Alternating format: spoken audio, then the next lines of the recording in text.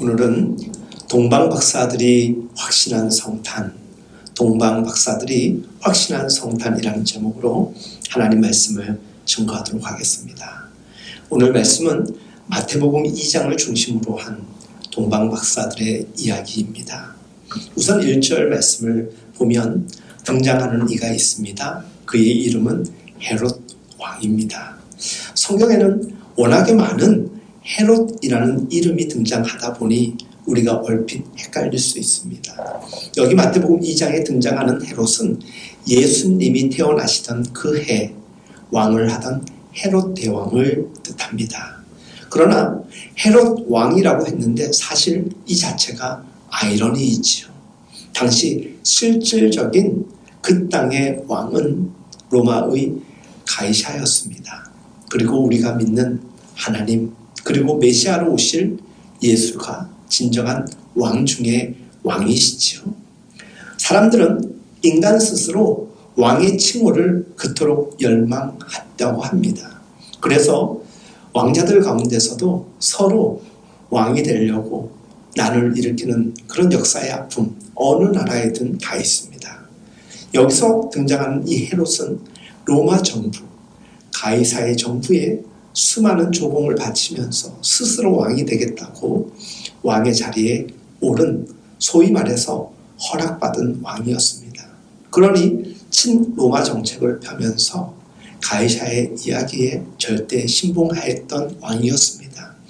여러 차례 말씀드리지만 로마에서의 왕은 신과 동격시 여기는 존재였습니다. 여러분, 이 헤롯 왕 때 누가 나셨습니까? 바로 예수님이 유대 베들레헴에서 나셨다라고 성경은 증언하고 있습니다.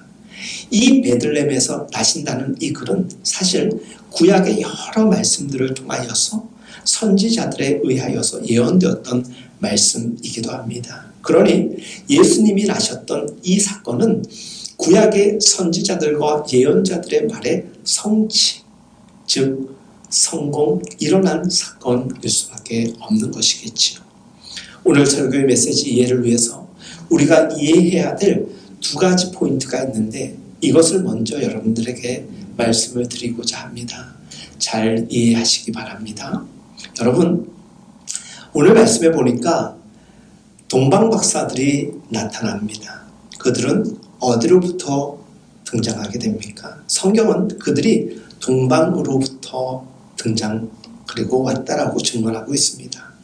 동방으로부터라는 이 말은 원어를 해석을 하면 해가 뜨고 달이 뜨는 곳이라고 명명되어 있습니다. 즉 동방으로부터 박사들이 예루살렘에 이르렀다. 정확하게 얘기하면 해 뜨고 그리고 별이 뜨는 동쪽에서 그들이 왔다라는 뜻이기도 합니다. 우선 여기서 해결해야 되는 것은 도대체 그렇다면 동방이라는 그 뜻이 함의하고 있는 본뜻은 무엇일까? 왜 서쪽도 있고 남쪽도 있고 북쪽도 있는데 왜 동쪽이냐는 것입니다. 동방은 말 그대로 동쪽입니다. 그 당시 지도를 쫙 펼쳐보면 동쪽, 지금은 그 당시로 이야기하면 바벨론 지역이라고 할 수 있습니다. 우리가 다 알듯이 바벨론 제국은 BC 600년경에 유대인들을 포로로 끌고 가게 됐지요. 그리고 그 바벨론, 영원할 것 같던 그 바벨론, 그 영혼을 지켰습니까? 아니죠. 페르시아에 의하여서 무참히 역사의 뒤로 물러나게 됩니다. 그리고 그 강력한 페르시아가 영원하였습니까? 아니죠. 그 페르시아도 어느 순간에는 역사의 뒤로 없어져 버렸습니다. 일반 세계 역사에서도 이 내용은 고스란히 기록하고 있습니다. 또 페르시아는 그 역사의 이면에 사라지면서 새로운 이들이 등장하게 되죠. 페르시아의 후예들이 세운 나라, 그 나라의 그 제국의 이름을 파르티아라고 합니다. 그 파르티아, 그곳이 바로 예수님이 태어나던 그때의 주변 강대국이었습니다. 그러니 동방에서 왔다라고 할 때 여기 동방은 페르티아 제국을 의미하는 것입니다. 사랑하는 여러분, 그런데 우리가 이 파르티아 제국, 이 동방에서 왔다라는 이 메시지를 아주 중요시 지금 생각해야 될 이유가 있습니다. 그것은 무엇이냐? 파르티아 제국은 서쪽에서 가장 강력한 제국을 이루었던 로마와 극히 안 좋은 관계일 수밖에 없었겠죠. 소위 말해서 로마와는 적대 관계였습니다. 어찌 보면 로마 입장에서는 가장 껄끄러운 제국 중에 하나였다라고 생각할 수 있습니다. 정치공학적인 이 적대 관계성 속에서 파르티아 제국에 있던 이 동방의 박사들이 로마의 나라로 다시 왔다라는 것은 결코 쉬운 일이 아니었을 것입니다. 어찌 보면은 정치적 망명으로 보일 수도 있고요. 생명을 걸고 그들은 동방에서부터 예루살렘을 찾아온 것입니다. 자, 그렇다면 또 하나 우리가 꼭 체크해야 될 것이 있습니다. 그것은 무엇이냐? 동방 박사는 누구냐는 것입니다. 이들은 어떤 존재냐는 것이죠. 동방에 대하여서는 말씀을 드렸습니다. 박사는 누군가? 이 박사들의 기원을 찾아보면 바벨론 제국 때부터 천문학을 전공했던 사람들이라고 역사는 이야기하고 있습니다. 박사를 원문으로 해석하면 마고이, 또 복수형으로 얘기하면 마고스라고 표현을 합니다. 단지 복수냐 단수이냐의 차이일 뿐입니다. 쉽게 얘기해서 마고이라고 하는 이 천문학자들, 그들은 우리가 생각하는 단순한 점성술가가 아닙니다. 오늘 우리 시대에 타로를 하는 분들이 많잖아요. 간단하게 재미삼아 보는 그런 점이 아닙니다. 사실 엄밀히 따지면 이들은 점 치는 사람들이 아니라 천문학자인 것입니다. 고대 시대에는 이 천문학이라는 것이 아주 고도로 발달한 학문이었습니다. 그것으로 농사를 짓고 국가 정책까지 결정할 정도였다고 합니다. 이들은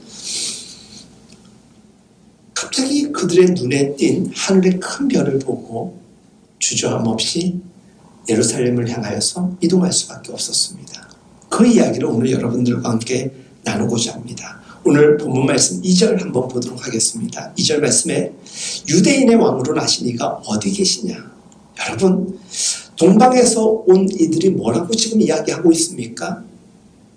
유대인의 왕으로 나신 이가 어디에 있느냐는 것입니다. 그리고 그들이 왜 왔느냐? 우리가 동방에서 그의 별을 보고 그에게 뭐하러 왔다? 경배하러 왔다라고 성경은 증언하고 있습니다. 오늘의 말씀은 성경적인 근거라는 하나의 기둥과 또 하나 역사적인 기둥이라는 것이 이 두 개가 맞물리는 곳에서 일어나는 우리의 신앙의 이해가 분명히 은혜가 될 줄로 믿습니다. 여러분, 동방박사 세 사람, 동방박사들이 가지고 온 세 가지 예물에 대하여서 우리는 이야기를 많이 들었습니다. 하지만 그것이 성탄의 주인공은 아니겠지요. 그렇다면 목숨을 걸고 파르티아 제국에서 예루살렘까지 왔던 그 동방박사들의 절박함, 그리고 기다림의 이유는 무엇인가를 깨닫게 된다면 오늘 우리는 또다시 우리가 맞이하고 있는 이 대림절의 은혜를 더 깊이 있게 묵상하게 될 것입니다. 성경의 근거를 좀 찾아보도록 하겠습니다. 오늘 자막으로 처리를 많이 하면 좋겠지만은 또 자막이 많다 보면은 여러분들의 예배 집중력이 떨어질 수 있기 때문에 예배당에서 현재 예배를 드리는 분들에게는 제가 프린트를 하여서 나누어 드렸습니다. 혹 온라인으로 여러분들 자막으로 보지 못하고 제 목소리로 들어야 되는 분들은 조금 더 집중을 해주시면 좋을 듯 합니다. 민수기서 24장 17절 말씀을 보면 내가 그를 보아도 이때의 일이 아니며 내가 그를 바라보아도 가까운 일이 아니로다. 한 별이 야곱에게서 나오며 한 규가 이스라엘에게서 일어나서 모압을 이쪽에서 저쪽에서 쳐서 무찌르고 또 셋의 자식들을 다 멸하리로다. 여기서 별, 규라는 것이 등장하게 되는 것인데 이것은 전통적으로 메시아를 의미합니다. 별이 등장하였다는 것은 역사적 변천의 중요한 핵심과 같은 사건이 일어날 것이라고 그 시대 사람들은 믿었습니다. 성경에서 말하는 이 별, 이 규라는 이 표현은 오실 메시아를 상징하는 은어적 표현인 것이죠. 근데 여기 한 별이 야곱에서 나오며 한 규가 이스라엘에서 일어나서라고 기록되어 있습니다. 그러니까 이 예언은 민수기에서 예언되었던 말씀이라고 우리가 볼 수가 있겠죠. 그리고 이 별은 메시아를 의미하고 있다는 것이에요. 예수님이 태어나시기 이미 오래전부터 예언서 선지자들을 통하여서 하나님은 사람들에게 이미 말씀을 하셨다라는 것이죠. 특별히 성경의 가장 마지막 성경 말씀인 요한계시록 22장 16절 말씀을 보면 나 예수는 교회들을 위하여 내 사자를 보내어 이것들을 너희에게 증언하게 하였노라. 나는 다윗의 뿌리요 자손이니 곧 광명한 새벽별이라 하시더라. 놀랍게도 예수님께서 여기서 자기 자신을 뭐라고 묘사하고 있습니까? 광명한 새벽별이라고 분명히 표현하고 있습니다. 다시 말씀드립니다. 성경에서 별은 누구를 전통적으로 상징하느냐? 오실 그리스도 메시아를 상징합니다. 자, 이것은 민수기에서 예언되었습니다. 모세오경은 성경의 앞부분 그리고 성경의 역사적 배경 중에 대부분 성경의 앞역사를 이야기한다면 요한계시록은 어찌 보면 성경 역사의 뒷부분을 이야기한다 볼 수가 있겠죠. 이것은 민수기에서 오래전부터 예언된 하나님의 말씀이 요한계시록의 말씀을 통하여 시대를 뛰어넘어서 성취되었다라고 보게 되는 것이죠. 창세기 3장 24절을 보면 이런 말씀이 있습니다. 이같이 하나님이 이 사람을 쫓아내시고 에덴 동산 동쪽에 라는 표현이 나옵니다. 에덴 동산에서 타락한 인류가 쫓겨난 방향이 어디입니까? 성경은 동쪽이라고 나와 있습니다. 그런데 동방의 박사들이 실제로 어디에서부터 지금 왔다라고 성경은 증언하고 있습니까? 동쪽입니다. 무엇을 따라서 왔다고 나와 있습니까? 별을 따라서. 이쯤 되면 여러분 말씀이 조금 이해되어 가십니까? 그리고 창세기 4장 16절 말씀을 보면 가인이 여호와 앞을 떠나서 에덴 동쪽 놋 땅에 거주하더니 가인도 범죄한 후에 쫓겨난 방향이 어느 쪽이라고 나와 있습니까? 동쪽이라고 나와 있습니다. 성경에서 동쪽은 하나님을 등진 인류의 행보였습니다. 그리고 대부분 하나님 앞에 죄악을 지은 사람들이 벌로서 쫓겨났을 경우 예외 없이 동쪽으로 버림을 받게 됩니다. 이러한 정황은 성경의 몇 군데에서 더 찾아볼 수 있죠. 창세기 13장 11절 말씀에 그러므로 롯이 요단 온 지역을 택하고 동으로 옮기니 그들이 서로 떠난지라. 믿음의 조상인 아브라함에게서 롯이 떠납니다. 어디로 떠났죠? 그곳 소돔과 고모라 땅이 있는 동쪽이었던 것입니다. 창세기 25장을 보면 자기 서자들에게도 재산을 주어 자기 생전에 그들로 하여금 자기 아들 이삭을 떠나 동방 곧 동쪽 땅으로 가게 하였더라. 아브라함의 서자들도 어느 쪽으로 옮겨서 살아가게 됩니까? 동쪽이었습니다. 그러니 성경에서 통속적으로 말하는 이 동쪽으로 향하는 인류, 인간들의 행보 그리고 이동은 하나님을 등지는 행로의 상징이라고 볼 수가 있는 것입니다. 근데 이 박사들이 지금 어디에서 왔느냐? 바로 동쪽.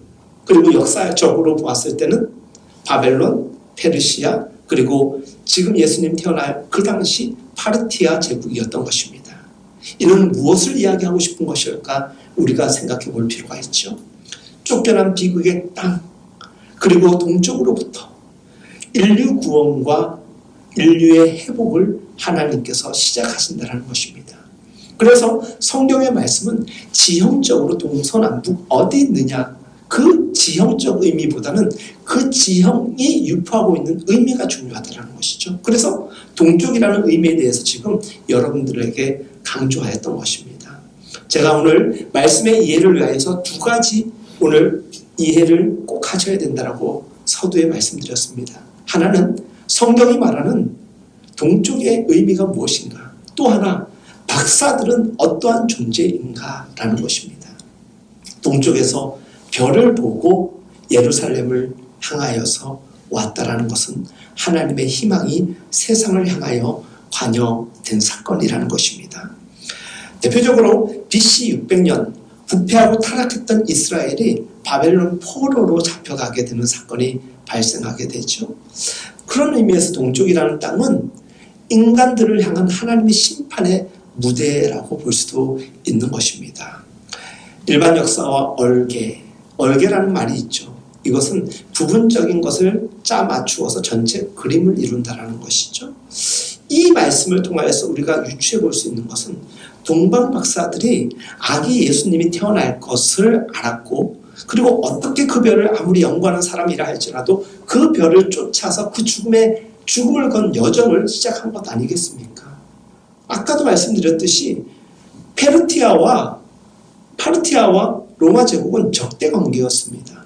그런데 그 나라의 리더십 중에 한 명인 천문학자가 이동하였다는 것을 좋게 볼 파르티아 제국의 사람들이 어디 있겠으며, 그들이 설령 예루살렘으로 온들 로마 제국에 있었던 사람들이 아주 좋게 해석할 일이 없었겠지요.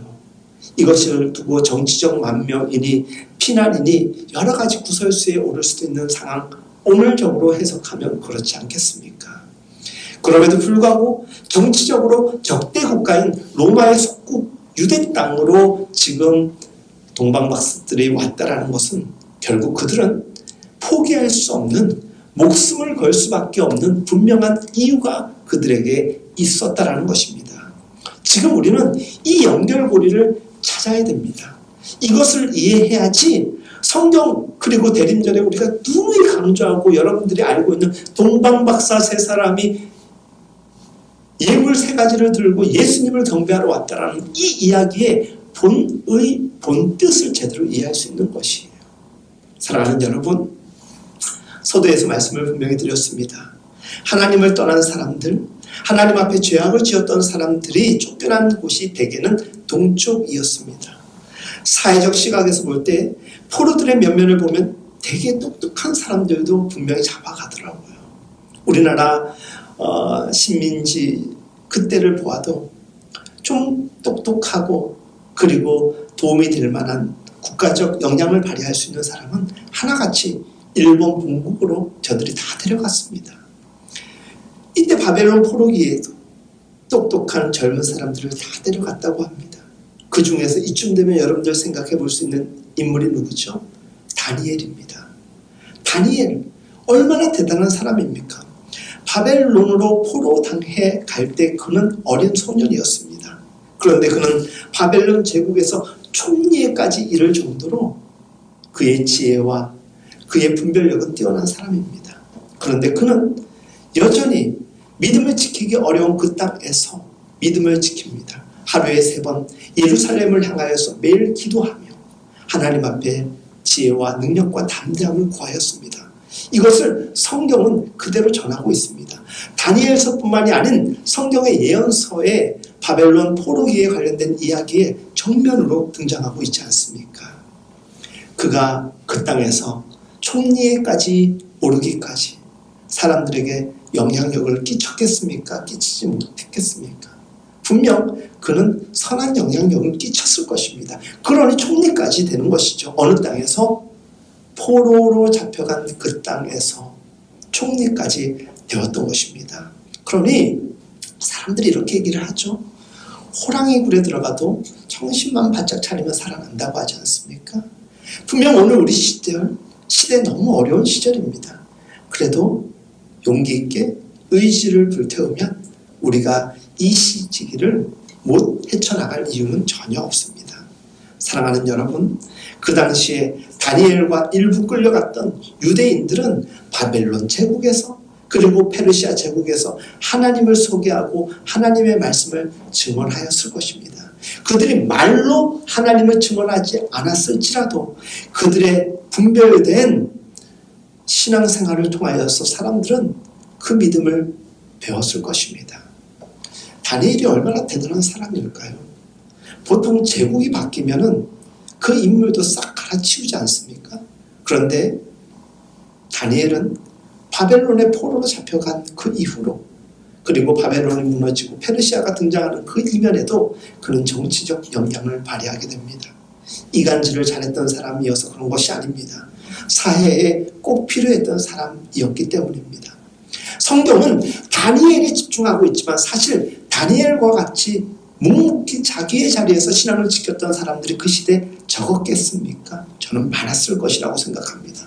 그러면 그런 이들이 포로된 땅에서 묵묵히 자신의 믿음을 지켜나가며 하나님 나라를 세워가는 일에 힘썼기 때문에 저는 그 파르티아 제국에도 여전히 하나님의 말씀을 듣고 신앙을 이어가고 있으며, 심지어 유대 백성들이 메시아를 기다렸던 것처럼 그 땅에서도 메시아 신앙을 가지고 기다렸던 사람들이 있었을 것입니다. 그 중에 어떤 사람이 있었느냐? 오늘 성경은 바로 동방 박사들이 그러한 사람이었음을 우리에게 보여주는 것입니다.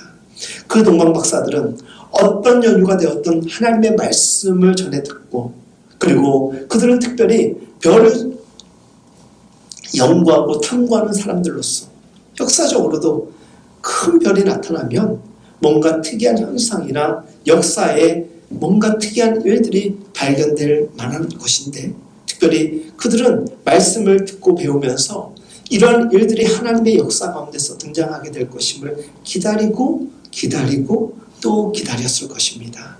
그리고 어느 날 그들은 하늘에 그야말로 떠오르는 별을 보게 된 것입니다. 그들은 지체 없이 저 별인 것 같구나. 그 별을 본 즉시 어떻게 하였습니까? 그들은 짐을 싸서 이동하게 됩니다.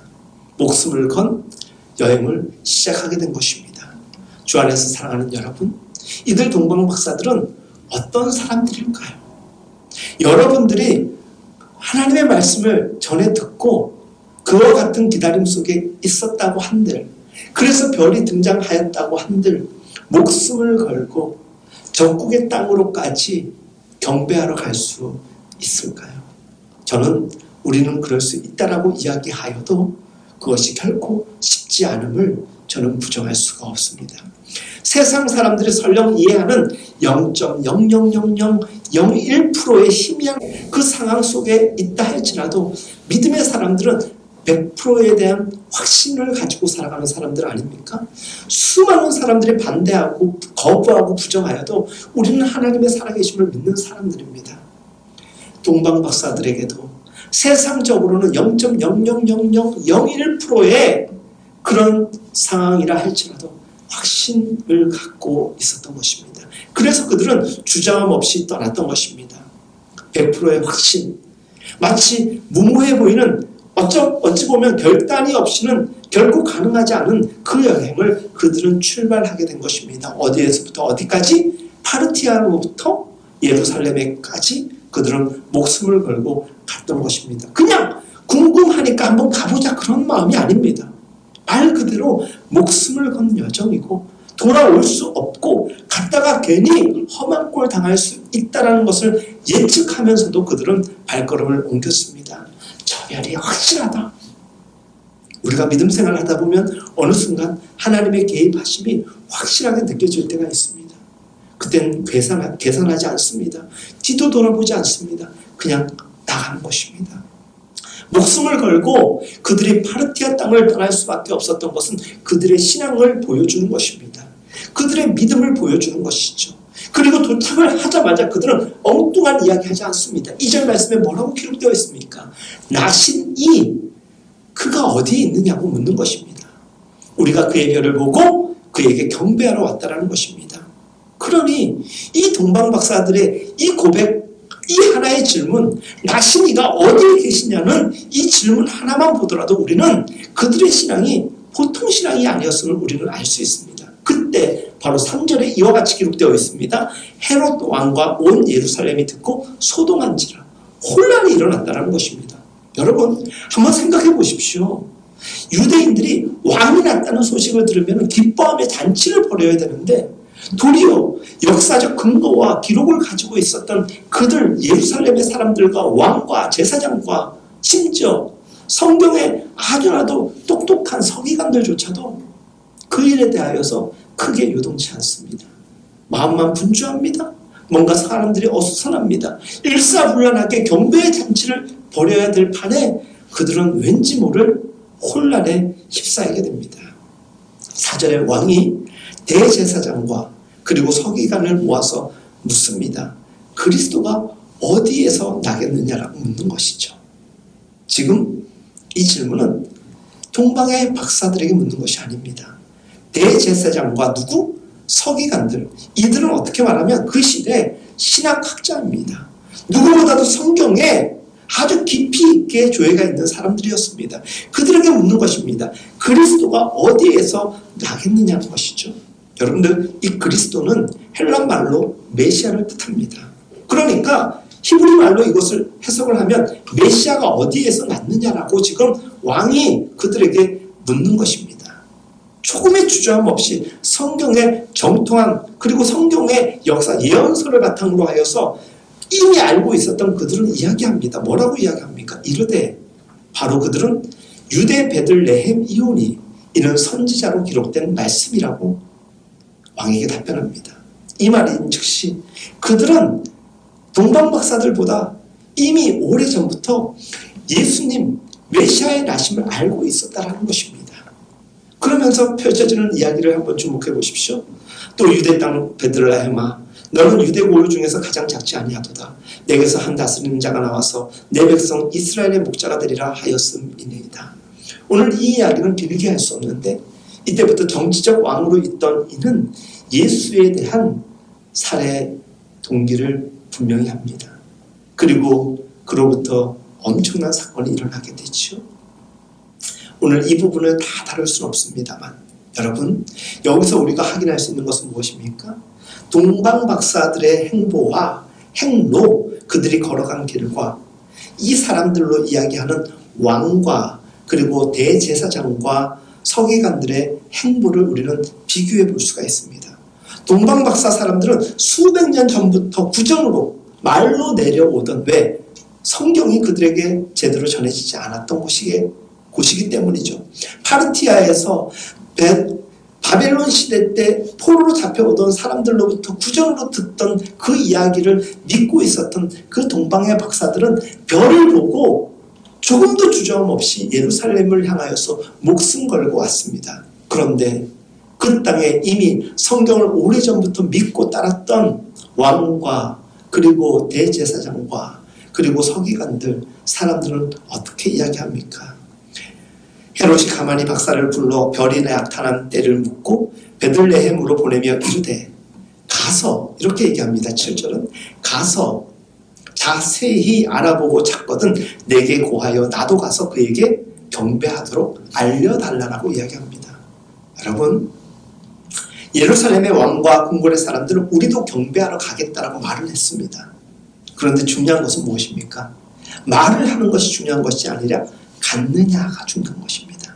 갔습니까? 안 갔습니까? 안 갔습니다. 오래전부터 자기들의 조상으로부터 물려받은 말씀을 가지고 그들은 분명한 근거와 기사거리를 가지고 알고 있고 기대하고 있었는데, 정작 메시아 예수가 오심에 대하여서는 경배하지 않았다. 그런데 자세히 잘 생각해 보십시오. 오늘 설교 초반에 제가 어떤 이야기를 했습니까? 동방에 대한 이야기를 했습니다. 쫓겨난 사람들이 가던 곳, 심판의 땅에 있었던 그 동쪽에서 하나님은 회복의 역사와 구원의 역사를 다시금 시작하기 위하여서 별을 보고 쫓아온 그 별은 메시아를 상징한다라고 이야기했습니다. 새로운 역사를 시작할 때 늘 믿음을 가지고 있었던 사람들은 예수님을 경배하지 않았습니다. 이스라엘에 살았던, 예루살렘에 살았던 그 사람들은 경배하지 않았습니다. 그런데 멀고 먼 땅에서 목숨을 걸고 별을 보고 따라온 그 동방박사와 무리들은 예수님께 정성스러운 예물까지 바치며 경배하는 영광을 잊게 되는 것입니다. 사랑하는 여러분, 제가 예전에 예루살렘에 한번 갔을 때 베들레헴에 가봤습니다. 지난주에 제가 말을 잘못해서 40km라고 이야기했는데 10km가 채 안 됩니다. 차로 가면 보통 15분에서 20분, 어떤 이들은 걸어가면 2시간, 3시간 정도면 충분히 갈 수 있는 거리라고 합니다. 그런데 가자지구가 그 지역 중심에 검문소가 있어서 도로 포장 상태도 나쁘지만 검문 절차를 2번인가 거치다 보니까 은근히 오래 걸렸던 걸로 기억합니다. 그렇지만 실제적으로 거리는 짧습니다. 그 짧은 거리에 베들레헴에 지금 누가 나셨습니까? 예수님이 나셨습니다. 그런데 그곳에 정작 이스라엘의 사람들은, 유대 백성들은 경배하지 않았습니다. 그런데 멀고 먼 땅에서 별을 보고 찾아온 누구, 0.00001%의 근거를 세상 사람들은 여기는 그것을 아니다. 이건 하나님의 말씀으로 100% 확신을 한다라고 여겼던 동방의 박사들은 그 먼 거리를 목숨 걸고 와서 경배하고 있지 않습니까? 사랑하는 여러분, 어떻게 생각하십니까? 누가 봐도 이스라엘과 유대 땅에 살아가는, 예루살렘에 살아가는 사람들은 마땅히 경배하리라 여겨 생각하지 않았겠습니까? 그런데 그들은 정작 경배하지 않고 전혀 다른 먼 땅, 저주의 땅이라고 불리는 그 동방에서 별을 보고 쫓아온 그 박사들은 예수님을 경배하고 있으니 우리의 이 생각의 거리, 이 마음의 거리를 어떻게 우리는 좁혀야 할까요? 이 말을 오늘 우리 시대의 예배로 이야기하면 이런 거가 될 수 있겠죠. 정령 예배당에서 하나님께 예배를 드린다라고 앉아있기도 하고 온라인으로 모니터링하면서 예배를 지금 드리고 있는 우리들, 그런데 정작 경배하지 않고 있더라면 유대 땅에 살아가는 그 베들레헴의 사람들, 예루살렘 사람들, 성경을 믿었고 기다렸던 사람들입니다. 그런데 정작 오심에 대한 경배가 없었습니다. 사랑하는 여러분, 우리는 예수 그리스도가 우리 안에 오심을 기대하고 기다리고 있습니까? 제가 우리 사랑하는 아둘람의 성도님들을 위하여 제일 우선시하는 기도 제목이 뭔지 아십니까? 우리 교회는 직분자가 있는 것이 아니지 않습니까? 있는 분들이, 교회에 나오고 있는 분들이 다 이제 교회 생활을 시작했거나 아니면 오랫동안 신앙생활을 하지 않았다가 이제 교회 생활, 신앙생활을 시작한 이들의 대부분입니다. 그분들을 위하여 제가 하는 목매어 기도하는 기도 제목, 하나님 살아계심을 저들이 경험하게 하여 주옵소서. 왜? 하나님의 살아계심을 경험하지 못하면은 믿음 생활, 교회 생활, 신앙 생활 너무 어렵거든요. 교회 다닐 때 제일 어려운 게 뭔지 아세요? 믿음 없이 다닐 때. 하나님 살아계심을 경험하지 못하고 확신하지 못하고 다닐 때 하루하루가 고달파요. 제가 어릴 적 그랬거든요. 하나님을 믿는 것이 아니라 알고 교회를 가야지 부모님이 더 맛있는 거 사줄 것 같고 용돈도 100원이라도 더 줄 것 같으니까 더 열심히 악착같이 다녔던 것 같아요. 근데 때로는 가기 싫은 날이 얼마나 많았는지 모릅니다. 여러분, 우리가 교회를 다니는 이유는 우리 마음에 주님이 계시고 주님이 우리의 마음을 움직이시면 발걸음도 가벼운 거예요. 제가 여러분들에게 누차 말씀드리지만 하나님은 분명히 살아계신데 그 믿음이 내게 여전히 고정되지 않고 확신되지 않는 분들은 열심히 한번 내가 하나님을 믿어보겠노라고 노력한 후에 한번 그 문제를 다시 한번 생각해 보시기 바랍니다. 되게 많은 사람들이 하나님을 믿어보려고 하는 종교적 열정과 성경 연구에 대한 탐구, 그리고 기도에 대한 무릎꿇음이 없이 그냥 교회를 오가는 가운데 저절로 믿음이 내게 자리 잡겠지라고 생각합니다. 그렇지 않습니다. 그렇지 않은 사람들이 지금 성경에 등장하는 누굽니까? 심지어 대제사장이고 서기관들이라면서 성경은 빠듯하게 알고 있고 예언사에 줄줄이 외우고 있는데 정작 신앙이 없었던 것입니다. 그런데 종이 문서로 되어 있는 성경을 제대로 보지도 못했고 구전으로 들려오던 메시아에 대한 이야기를 듣고 믿음 생활을 하였던 그 동방의 박사들은 그 별이 바로 저 별이구나라고 조금도 의심 없이 100%의 확신을 가지고 예루살렘으로 지금 찾아온 것입니다. 그렇지만 예루살렘은 소동만 일어나고 혼란만 있을 뿐 예수님을 경배하는 사람은 없었습니다. 오늘날 성탄절이 어떤 분위기입니까? 마치 매년 연말이면 다가오는 성탄의 분위기에 도취되어서 사람들, 교회 안 믿음의 사람들보다 교회 밖, 교회를 안 다니는 사람들이 성탄절 크리스마스를 더 즐거워하고요, 더 잘 놀고 있습니다. 마치 그 당시 혼란스럽게 혼동스럽고 그래서 뭔가 왔다라고 하니까 좋아는 하는데 진정한 마음으로 경배하지 않는 그 이면에 여러 가지 이유가 있겠지만 이런 것 또한 있겠죠. 왜? 그 시대에 신앙생활 하는 것이 쉽지 않았어요. 왜? 정치적으로, 제도적으로 로마의 황제가 신이었지 않습니까? 그런데 그 신이 메시아를 인정할 일이 있겠습니까? 그런 길이 없겠죠. 그러니 예수를 믿고 신앙생활을 한다는 것이 핍박의 이음이 되기 때문에 그들은 경배할 수도 없습니다. 그런데 목숨을 건 이방 땅의 동방 박사들은 예수님을 경배하러 지금 온 곳입니다. 우리는 지금 동방 박사들의 순례길에 서 있습니까? 아니면 헤롯과 예루살렘의 소동 가운데 서 있습니까? 우리는 이것을 두고 진지하게 고민을 할 수 있어야 이번 대림절을 잘 보낼 것이고, 마치 그 진의를 바로 알고 멀고 먼 길 목숨 걸고 왔음에도 불구하고 아기 예수를 만나고 경배했던, 영광을 누렸던 그 동방 박사의 기쁨, 그들의 확신 속에서 맞이하게 된 성탄의 영광을 누릴 수 있게 될 것입니다. 말씀을 마무리하고자 합니다. 사랑하는 여러분, 결국 우리 인생은 멀고 먼 인생길입니다. 달려도 달려도 끝이 안 보이는 것 같습니다. 그렇기 때문에 오랜 기다림이 필요하고 또 인내가 필요한 신앙생활이기도 합니다. 동방의 박사들 또한 기다리고 기다리던 그 예수님을, 그 별을 보는 순간 확신 가운데 뛰쳐 달려나갈 수밖에 없었습니다. 우리에게 그러한 기회는 날마다 하나님의 임재와 동행하신 가운데 함께합니다. 하나님이 믿어지지 않는다라고, 또 하나님의 살아계심을 확신하지 못하고 있는 분들이 있습니까? 성경을 제대로 한번 보십시오. 여러분들에게 강요하고자 하는 마음 없습니다. 적어도 교회를 몇 번 다녀본 적이 있고 지금도 다니고 있고 하나님의 복을 누리고 싶다라면 의지적으로 우리의 신앙에 대한 열정을 하나님께 보이십시오. 그렇다면 하나님이 그런 우리를 외면할 일이 없습니다. 노력하지 않고 그리고 진정성이 없이 교회 생활 오래 한다고 하여서 신앙이 우리에게 자리 잡히고 하나님께 예배드리는 것이 기쁨이 될 수 있다라고 장담할 수 없습니다.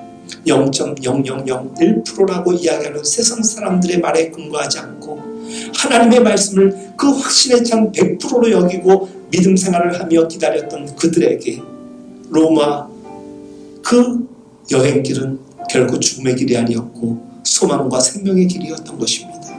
사랑하는 여러분, 결단하십시오. 그리고 이제는 주 여호와 하나님을 우리 마음의 주인으로 여기십시오. 그리고 이제 올 성탄절, 그날 매년마다 맞이하는 성탄절이지만 그 어떤 해보다도 우리에게 감동으로 찾아오는 성탄절이 될 것입니다. 우리 시간 기도하겠습니다. 예수님, 이번 대림절 기대하며 성탄을 맞이하고 싶습니다. 우리 안에 임하여 주시고 당신의 살아계심을 다시 한번 확인하게 하여 주옵소서. 우리의 몸부림을 축복하여 주옵소서. 함께 우리 시간 기도하겠습니다. 기도합시다.